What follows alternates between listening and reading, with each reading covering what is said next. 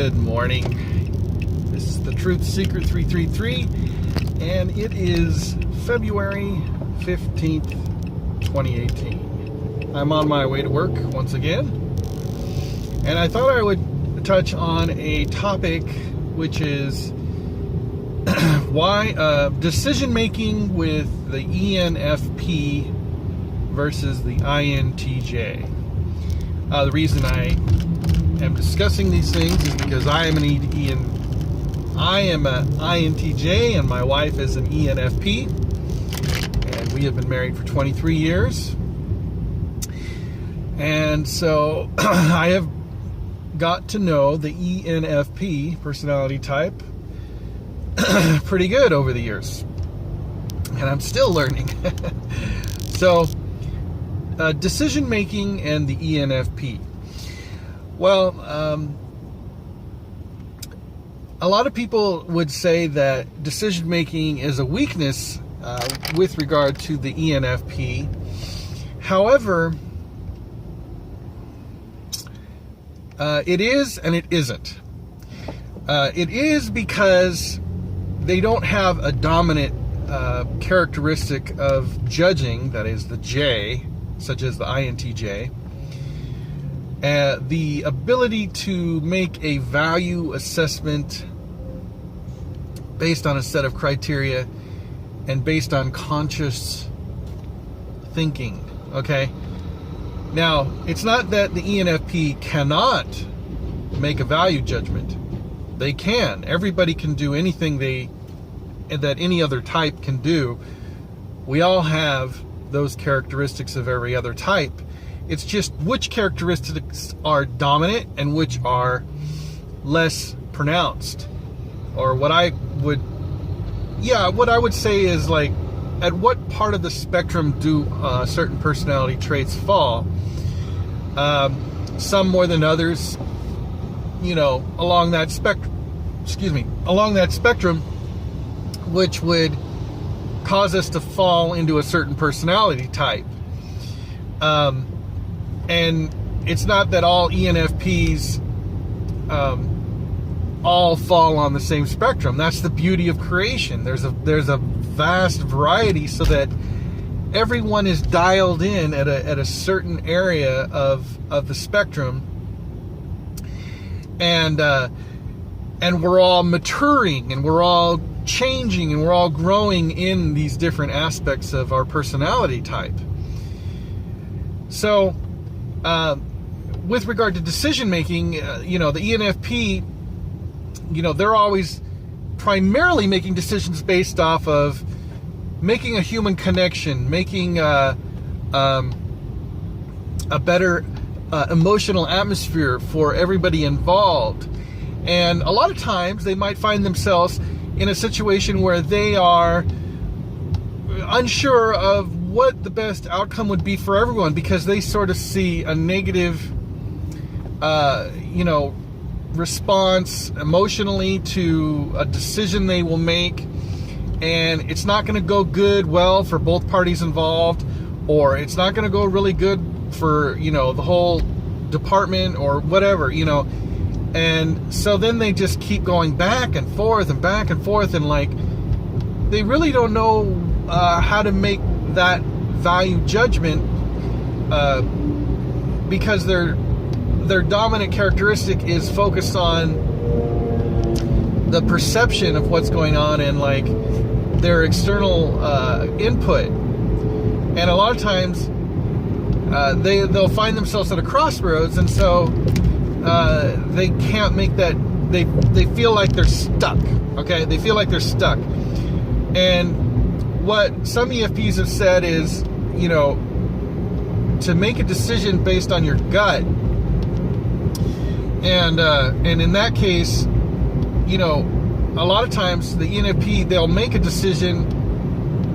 If they make a decision based on their gut, it's the right decision, because subconsciously, let's just say that subconsciously, their mind has been thinking as an INTJ thinks. And subconsciously, they have made the value assessment, but consciously, They don't know what it is. They don't understand what it is. They don't know why. So so that's the thing. And even if they make the wrong assessment and they move forward with a decision based on their gut, the ENFP has the ability to quickly ascertain whether that decision was the right decision or not, and quickly make another decision in the right direction. It's almost like there are sensors, like I give the example of, sensors that are sensing danger, danger, danger, wrong decision, danger.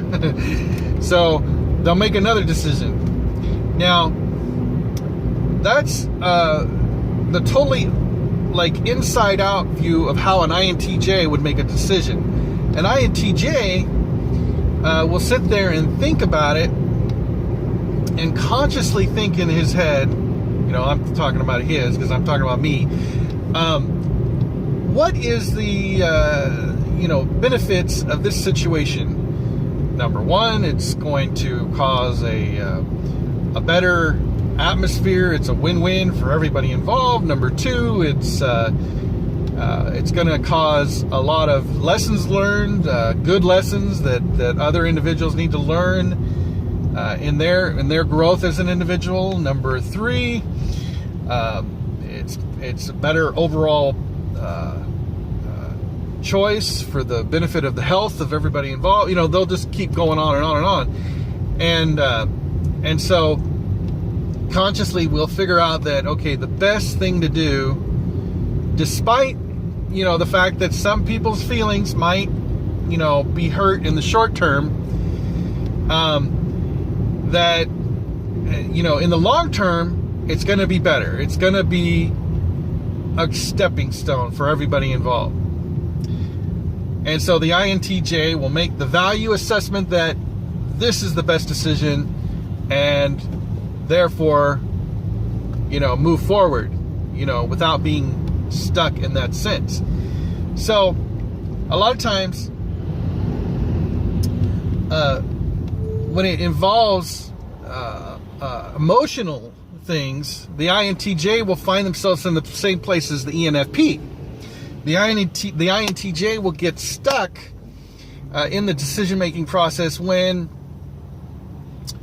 there is something to do with processing what is going on emotionally, because there's something going on in the subconscious realm of the INTJ, and that they're working out everything emotionally as the ENFP, but not in a conscious manner. So while the INTJ is dealing with their emotions subconsciously, they may feel like a pause, or something does not fit right. Like that's the best way I could say it, is like I'll hesitate on a decision. Everything makes sense. I'm consciously thinking, wow, this is a great outcome of a decision. We'll move forward. It's perfect for everybody involved. But something doesn't feel right. I use the word feel. Okay, maybe I just say something is askew. Something causes a pause. Like, I don't know why, but something doesn't fit. Okay? Because subconsciously, the INTJ is in connection with their emotions that are happening in a subdominant manner. Like, okay, the thinking is dominating. Okay, the thinking is just like, gee, this would be a wonderful decision. But underneath, the emotions are like, danger, no, do not go. Okay. So in that sense, the INTJ should trust that, and that's their intuitive, their intuitive side of that. What we're calling intuitive, or the subconscious level of emotional check. And then the ENFP we're flipping that around. We're putting the emotions on the conscious level, and we're putting the thinking and the calculating of values in a subdominant level there. I'm not saying this is the way it is all the time. I'm just saying because, you know, as I said, the ENFP can make an effort to think about these things, okay? But it is an effort, and it's just like the INTJ. You know, you ask an INTJ, how are you feeling? Okay, and they'll be like, well, let me get back to you on that. Let me think about it for a day or two, and I'll let you know how I was feeling yesterday. You know, whereas, you know, you say that to, like you say that same question to an ENFP, you know, what do you think about the decision to buy this car?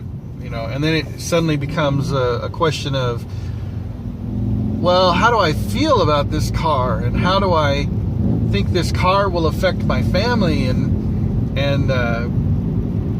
you know, will other people like this car, and you know, that all that is involved, and you never really get to the question of yes or no, you know, the answer yes or no, which is the assessment. You know, the ENFP gets stuck in gee, you know, if I buy this car, this is going to happen, and then that person's going to be unhappy, you know, or if I buy this car and it's the wrong color, you know, whatever, you know, and so they'll just keep going over and over and over in that, and that's their thinking process is emotionally centered, but underneath they need to trust their gut, you know. And that's why, you know, a lot of times, like an ENFP are prone to change their minds a lot, because they're using that kind of as a gauge to move forward. My wife would say a lot of times, you can't steer a parked car, because in her reality, in her experience, that's very true, because she doesn't know what to do until she starts moving, you know. So like she starts moving this way, and then suddenly she feels like that check, like, uh-oh, this is the wrong move that I made. I don't know why, but this is the wrong move. So then they'll stop, you know. Like, I could say over the last 23 years, we've had a couple times where we've bought cars, and my wife is like, this is wrong, we need to turn the car in. So I'm like, okay, let's do it, let's turn the car in. You know, because you get like a grace period, like 3 days or whatever. So, you know, that's kind of what I was going to be talking about today. And one other aspect of that, and that is in regard to the thinking. And that, you know, ENFPs are honest to a fault. And a lot of times they say things that, you know, they speak before they think, you know. And some ENFPs have been saying, you know, develop the habit of thinking before you speak. You know what? That's a very hard thing to tell an ENFP. That's like telling an INFJ, you know what? Assess your feelings of what you're feeling before you act. You know, because that's like really hard for an INFJ. If that's hard for an INFJ, you know, I can imagine how it's going to be hard for an ENFP to try to develop the habit of consciously thinking every single time before they speak.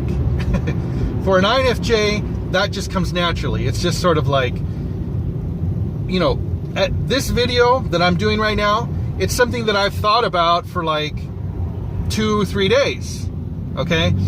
I don't just get on it and do a video and go, oh, that would be a nice topic. No, I think about a topic, I research a topic, I watch videos, I absorb it all, and I say, what could I talk about, and what are some of the points that I could talk about? And sometimes some things come out spontaneously, but most of the time what I'm speaking has been thought out ahead of time, okay? So with an ENFP, they have that beautiful ability to just speak. Okay? Their emotions just come right from their heart, right to their mouth. Or, just boom. Okay? Which is a lot of times why they don't really understand what they're thinking until they say it.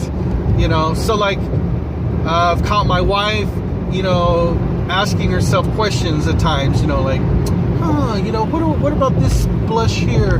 Do I like this blush? And, I've caught her, in the bathroom talking to herself and saying it, like, no, that doesn't look quite right. Because the mechanism of talking actually assists the ENFP in understanding what they are thinking. Because it's that connected, okay? The thoughts are that connected to the vocalization of them. So it's the opposite with the INFJ. The INFJ is constantly thinking. They think, then they speak. They think, then they speak. Which is why a lot of people are like, what are you holding back?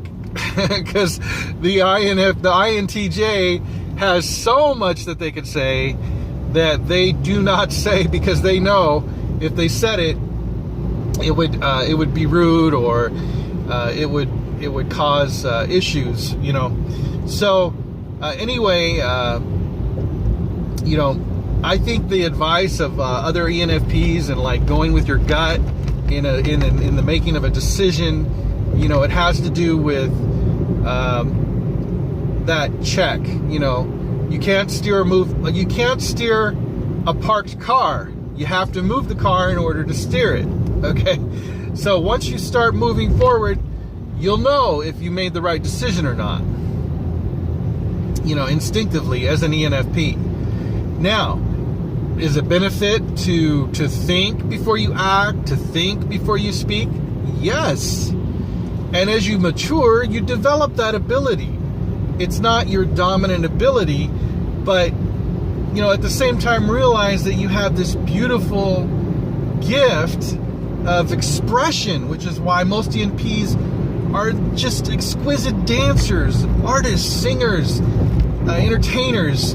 That's why